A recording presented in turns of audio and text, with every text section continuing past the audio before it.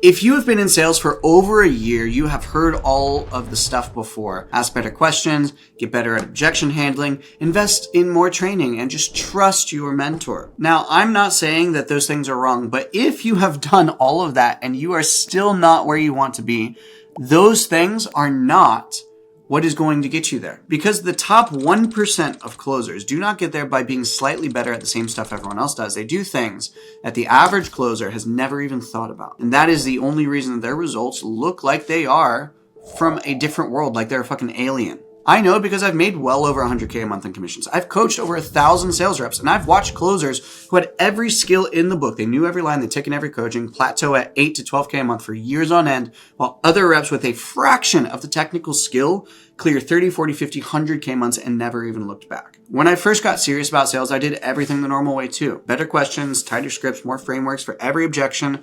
I just kept hitting, and it worked right up until it stopped working. Because there is a ceiling that you hit when your only strategy is a better version of the same thing. You're just playing the same game as every other closer on the platform. You are playing checkers. And when you play the same game, you fight for the same results. The top 1% are not playing better. They are playing a completely different game. They are playing chess while you are stuck playing checkers. And they get paid for it as well. So in this video, I'm going to walk you through these 6 things that I haven't really seen anybody talk about in the space. And by the end, you will look at sales in a completely different way and have a page full of new things that you will want to implement, and that will get you paid for doing so. Let's dive in. So number 1 is stacking your offers strategically. Now, one offer will keep you inconsistent, I promise. Most closers treat sales like a job, and because they treat it like a job, they stay on one offer at a time. One offer means one income stream, and one income stream means that your entire livelihood depends on the company's marketing. One sales manager's decisions, one offer staying alive, one offer owner's bad tantrum that they throw. That is exactly why most closers have inconsistent income. But the top 1% think about their offer stack the way a business owner thinks about revenue streams. And when I was closing across multiple offers simultaneously, making over 100K a month in pure 1099 commissions as a sales rep, this is what I was doing. Here's how it actually works. You want to be on 2 offers, at least at the same time, each, however, serving a completely different purpose. The first is your main volume offer. This is not necessarily the highest ticket offer. It can be anywhere from 5 to 15K, but this is where you start. And this is what makes it your main offer, is the lead flow. They keep your calendar full. If you open a slot, they fill it. You are closing volume here and making consistent commissions that pay your bills each month, even if each deal is not the biggest in the world. The second offer is your high ticket, lower volume offer. They might give you 5 calls a week, 10 calls a week, but the deal size is significantly larger. One deal might pay your bills for the month, right? 8K a month on the side just from an extra couple calls a week. It's not your main income, but it is a layer on top of it. Now, once you have mastered both offers, and let's be clear, master one before you have 2, because you need the consistency. Once you've mastered both and all the systems are running smoothly, you slowly add more lower volume, more higher ticket offers stacked on top of your main offer, or maybe you add one because you really want to work with a specific manager because you want the networking and the connections. I've done this a few times myself. So you already have somewhere to turn while you find the next one. You never let go of one until there's an egregious reason to, or unless you already have a firm grasp on the next offer. So I have an entire video on my channel, how to stack at a professional level. I did up to 9 at once myself. Now, personally, the tool that makes all this work is Reclaim AI. Managing multiple calendars may sound chaotic. It doesn't have to be. The tool I personally use is Reclaim. What it does is the second a call gets booked onto one of your calendars, Reclaim automatically blocks that time slot as busy on every other calendar. So you don't have to worry about getting double booked. Your other sales managers just see busy. Not that you have another sales call with somebody else. And I believe it is free up to 2 calendars, which is perfect for the 2 offer system to get started. Link in the description if you want to see Reclaim and if you want to sign up for that. And again, that is the tool that I used when I was working up to 9 offers all at once. Now, number 2 is mastering referrals. Now, most closers are extremely reluctant to ask for referrals for some fucking reason, not because it's hard, it's just because it feels weird. But here's the reality. Whether you ask or not, your life stays exactly the same.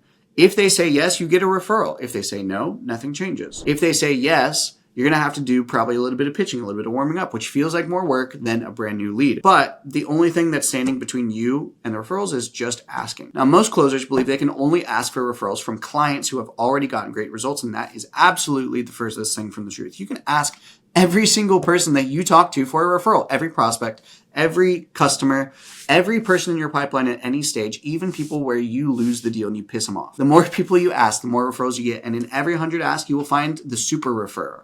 This is one person who consistently sends you people over the next year to 2 years, even 3 years.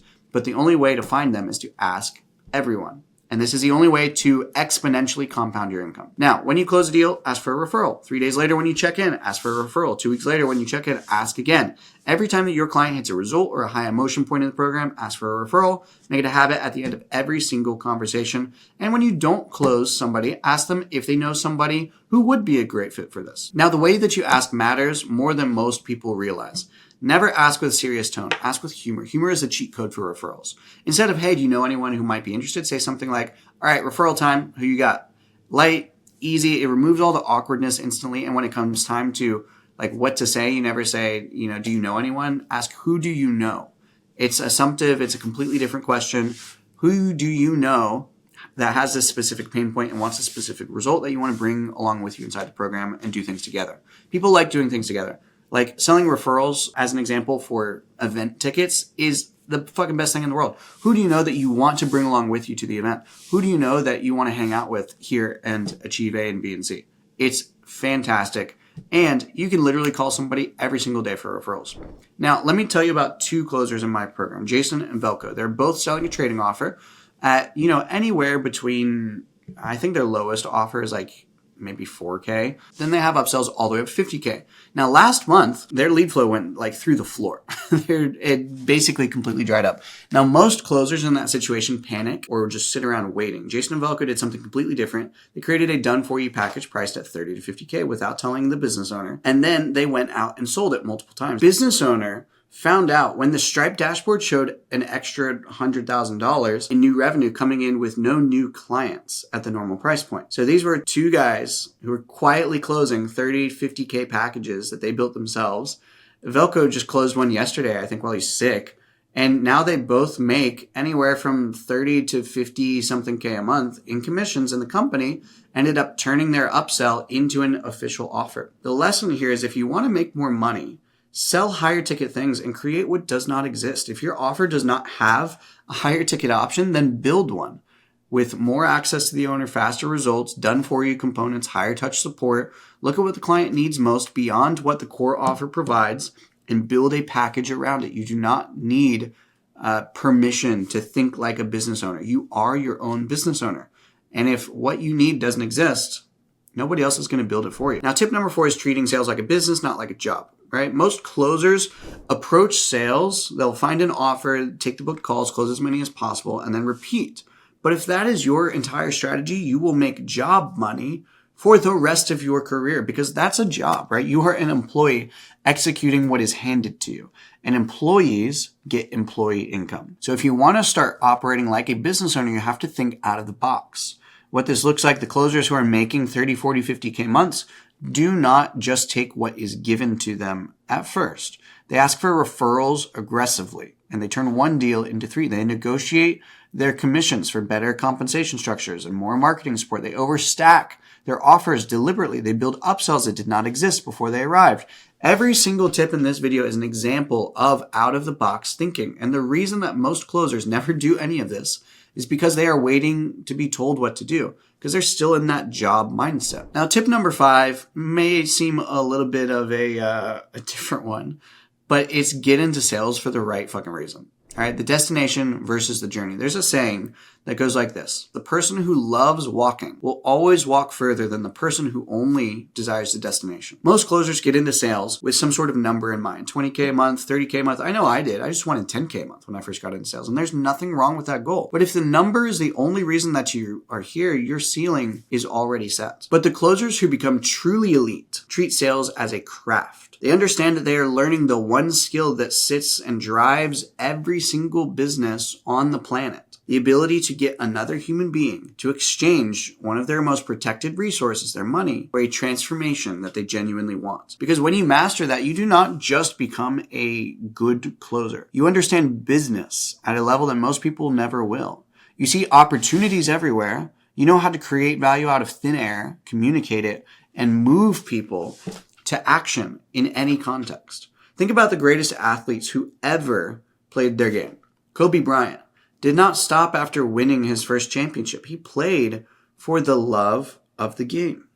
And because he played for the love of the game, the championships, the money, the legacy all came as a result. That is what sales should be for you. Fall in love with the craft. Get obsessed with getting 1% better every single day. And I promise you the income will be a byproduct of that obsession. Now, number 6 is tracking your numbers religiously. I want to ask you something before getting into this. What is your current close rate? What is your show rate? What is your cash per call? What are your commissions per hour worked? If you cannot answer those questions off the top of your head right now, that is a significant part of your problem. After speaking to hundreds of closers who cannot tell me their own numbers, and then they wonder why they can't figure out where to improve, I can tell you this is consistently one of the biggest issues in the space, is that people are never taught how to make data-driven decisions. I promise you, how you feel on calls is not a reliable indicator of how you are actually performing. Your mood changes, your energy changes, your perception changes, your life changes, but the numbers stay honest. A week where you felt great but closed at 10% is potentially a bad week, no matter how it felt. A week where you felt off but you closed 40% might be a better week. But you cannot change what you do not measure, as they say. So track your close rate, show rate, cash per call, cash per hours worked, commissions per offer. These are the numbers that actually tell the story. Track them weekly, know them by heart. And remember, no one single number gives you the full picture. It only gives you context on the other numbers. Because when you have these numbers consistently tracked, you can make real decisions. You can see your close rate dropped in the second half of the month and investigate why. You can see that cash per call on one offer is double what it is on another and reallocate your time. You can see exactly which objection is costing you the most deals and fix that specific thing first. The top 1% of closers know their numbers a way that a CFO knows their financials. As CEO of your business, you incorporated, you need to make decisions based off of the data and not how you feel. Do not make changes if something is working. If it ain't broke, don't fix it. But as soon as you have a piece of data that shows that something needs to change, then list out those changes that need to be made. Find the one that makes you the most money, that happens the most quickly, and fix that first. You'll be surprised by just doing that how much more money you'll make and how much more consistently you'll make it.